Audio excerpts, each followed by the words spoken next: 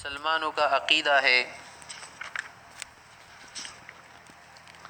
کہ فہذا جملۃ ما یحتاج الیہ من هو منور قلبہ من اولیاء اللہ تعالی، کہ جو اللہ کا دوست ہو، ولی ہو، اللہ کا محبوب ہو، اللہ کو مانتا ہو، اللہ کے سامنے سر تسلیم کرتا ہو نا، تو ایسا شخص کیا ہوگا؟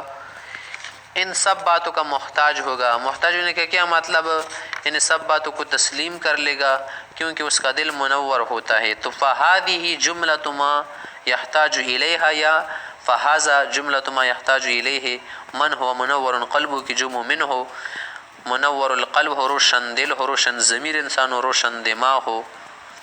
وہی درجۃ الراسخین فی العلم، یہی راسخین فی العلم علماء کا درجہ ہے کہ وہ اسے ہی کرتے ہیں، کہتے کہ نؤمن باللہ و صفاتہ، بس ہم سب کیا کرتے ہیں؟ ان چیزوں پر ایمان رکھتے ہیں، تسلیم کرتے ہیں۔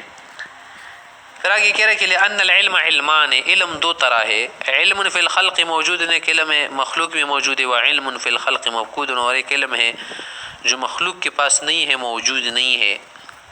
فانکار العلم الموجود کفر، جو موجودہ علم ہے اس کا انکار کرنا کفر ہے، وادعاء العلم المفقود کفر، اور جو مفقود علم ہے اس کا دعویٰ کرنا کیا ہے؟ کفر ہے۔ ولا يثبت الايمان الا بقبول العلم الموجود وترک طلب العلم المفقود، علم موجود کو تسلیم کیے بغیر اور علم مفقود کو چھوڑے بغیر ایمان ثابت نہیں رہتا، آدمی ثابت ایمان نہیں رہتا۔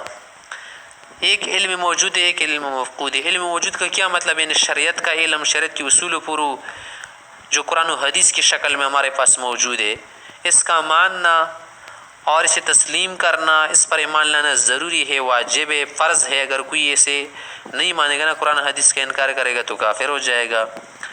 اور ایک ہے علم مفقود، تقدیر الہی کا علم، مغیبات جو ہے، غیب کی چیزیں، علم الغیب، وہ ہم سے کیا ہے؟ مفقود ہے۔ مفقود کے معنی ہم سے پوشیدہ ہے، پوشیدہ رکھا گیا۔ اس کا دعویٰ کرنا، یہی کہنا کہ مجھے علم غیب معلوم ہے، میں علم غیب نعوذ باللہ سمجھ سکتا ہوں، اگر کوئی کہے نا تو ایسا کیا ہوگا؟ کافر ہو جائے گا۔